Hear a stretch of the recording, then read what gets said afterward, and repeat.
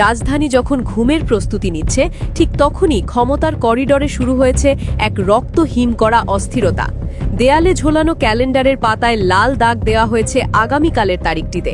এটি কেবল একটি তারিখ নয়, এটি একটি টাইম বোমা।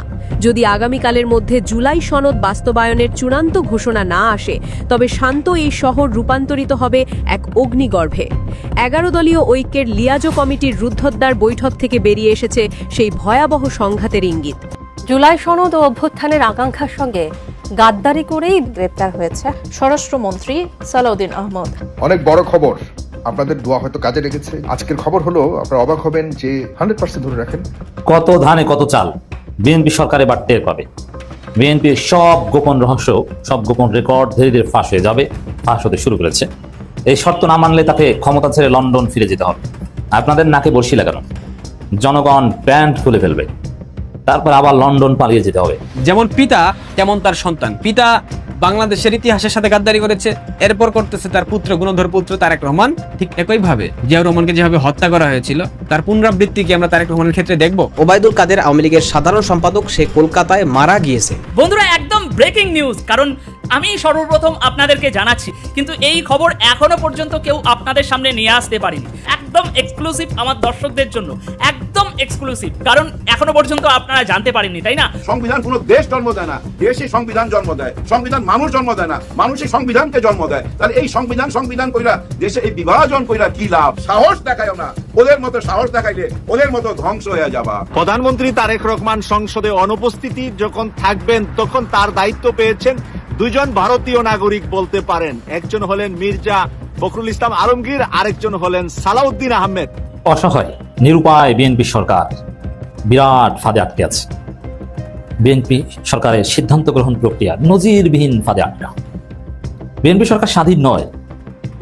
এই বিএনপি সরকার পর্দার অন্তরালে কারা চালাচ্ছে, সরকারকে সিদ্ধান্ত ঠিক করে দিচ্ছে, নেওয়ার চেষ্টা করছে। যে গণভোটে 70% মানুষ হ্যাঁ ভোট দিয়েছিল, সেই ম্যান্ডেটকে এখন আইনি মার পেঁচে অদৃশ্য করে দেওয়ার এক পর্দার আড়ালে ষড়যন্ত্র চলছে। এটি কি কেবল সময়ের অভাব, নাকি কোনো গভীর কৌশলের অংশ? শহরের অলিতে গলিতে এখন কান পাতলে শোনা যাচ্ছে এক চাপা উত্তেজনা। জামায়াতে ইসলামী সহ 11 দলীয় ঐক্যের কর্মীরা কি তবে কেবল নির্দেশের অপেক্ষায়? আমাদের অনুসন্ধানী টিম দেখেছে, গত 24 ঘন্টায় বিভিন্ন গোপন মেসেজিং অ্যাপে আন্দোলনের রূপরেখা নিয়ে আলোচনা কয়েক গুণ বেড়ে গেছে। 28 মার্চকে কেন্দ্র করে যে ভবিষ্যৎ আন্দোলনের কথা বলা হচ্ছে, তা কি তবে কেবল একটি তারিখ, নাকি নতুন কোনো বিপ্লবের শুরু? জামায়াতের আমির রাজ্যে হুঁশিয়ারি দিয়েছেন, তা ছিল অত্যন্ত তীক্ষ্ণ। তিনি বলেছেন, আমরা সরকারকে সহযোগিতা করতে চেয়েছি, কিন্তু তার মানে এই নয় যে শহীদদের রক্ত নিয়ে ছিনিমিনি খেলতে দেব। 12ই ফেব্রুয়ারির নির্বাচনের পর দেশবাসী ভেবেছিল সংস্কারের কাজ দ্রুত হবে, কিন্তু বাস্তবে কি দেখা যাচ্ছে? প্রশাসনে চলছে ঢালাও দলীয়করণ। দক্ষ কর্মচারীদের সরিয়ে নিজেদের অনুগতদের বসানোর এই নীল নকশা কেন? সরকার কি তবে আরেকটি ফ্যাসিবাদের জন্ম দিতে যাচ্ছে? প্রজাতন্ত্রের কর্মচারীদের যেভাবে তড়িঘড়ি করে পরিবর্তন করা হচ্ছে, তাতে জনমনে এক হিম হওয়ার অবস্থা তৈরি হয়েছে। নাকি ক্ষমতার মসনদ চিরস্থায়ী করার কোনো গোপন ফন্দি? পুরো সংকটের কেন্দ্রবিন্দুতে আছে জুলাই সনদ। এই সনদের পূর্ণাঙ্গ বাস্তবায়ন কেন এত বিপজ্জনক শাসক দলের জন্য?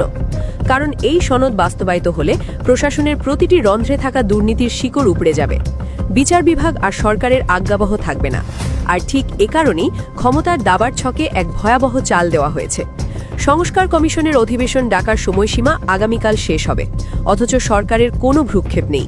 এটি কি অলসতা, নাকি সুপরিকল্পিত কোনো অবজ্ঞা? 11 দলীয় নেতাদের বৈঠকে আজ এই বিষয়টি নিয়েই ক্ষোভের আগুন জ্বলেছে। সংসদ নেতাকে প্রধান দায় নিতে হবে, এই বার্তাটি ছিল সরাসরি যুদ্ধের ঘোষণার মতো।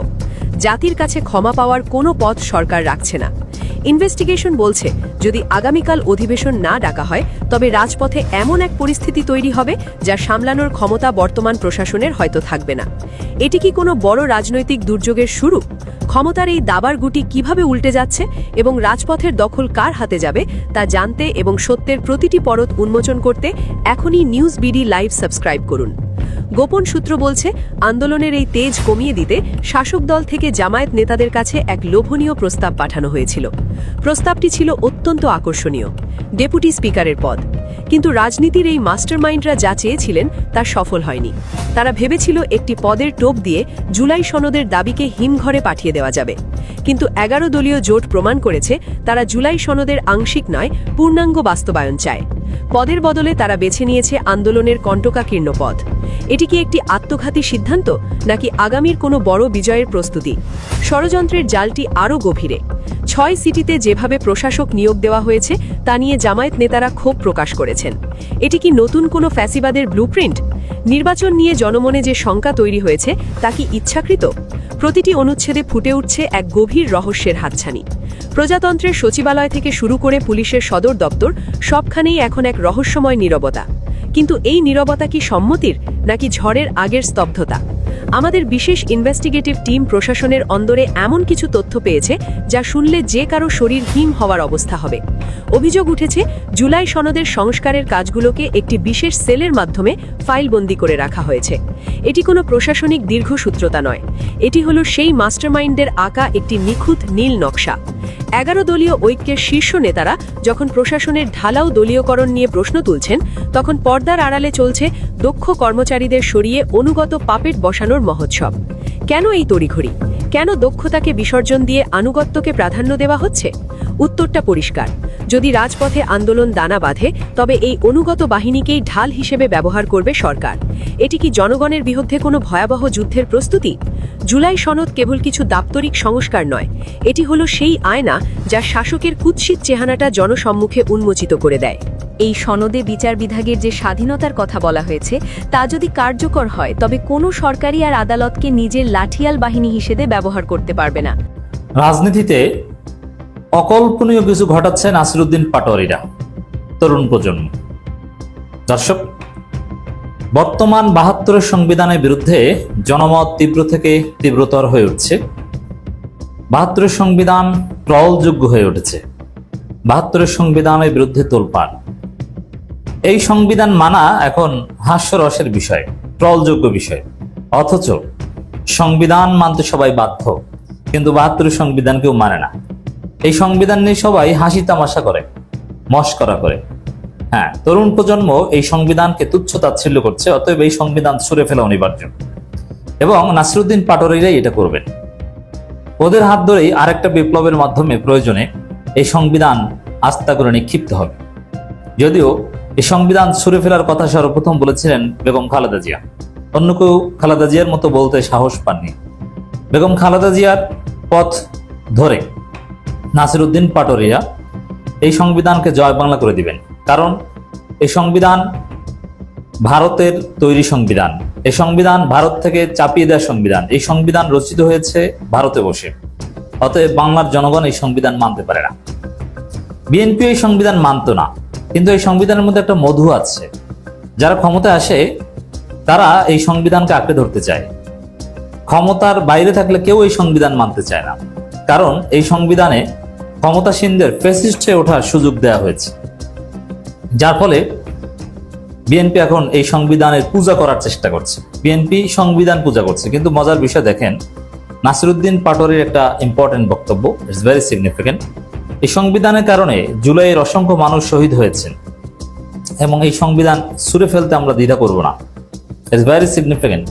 যে সংবিধানের কারণে, হ্যাঁ, এই সংবিধানে হাসিনাকে ফ্যাসিস্ট বানিয়েছে। এই সংবিধানের আলোকেই হাসিনা ফ্যাসিস্ট হয়ে উঠেছিল। হাসিনার 14 সালে বিনা ভোটে নির্বাচন, 2018 সালের রাতের আধারে নির্বাচন, 2024 সালের দামি নির্বাচন, একদম এ টু জেড সংবিধান অনুযায়ী ছিল। সংবিধান থেকে এক চুলো হাসিনা নড়েনি। এমনকি জামায়াত নেতাদের যে হত্যা করেছে, এটাও সংবিধান অনুযায়ী করেছে। এর মানে সংবিধান অনুযায়ী এদেশে গুম করা যায়, সংবিধান অনুযায়ী অর্থ তসরুপ করা যায়, অর্থ বিলে প্রশ্ন করার অধিকার সংকুচিত করা হয়েছে। সংবিধান অনুযায়ী 70 অনুচ্ছেদ আছে।